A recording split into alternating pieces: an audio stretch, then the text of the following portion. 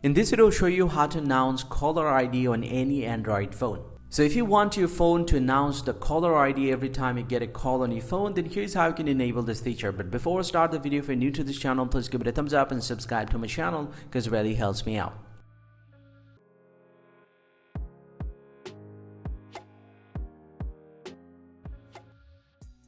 Well, so now to announce the caller ID, the very first thing that you have to do is simply go and open up the phone application from your Android phone.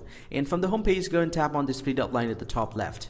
And from here, go and tap on settings here. And once you're here inside the settings, you just need to scroll down to the very bottom and you'll get to see the caller ID announcement. You just need to tap on caller ID announcement and then tap on announce caller ID, and you'll get to see selected only when using a headset. So if you're okay with it, you can select that, or if you're not always announce the caller ID, then you just need to select the always.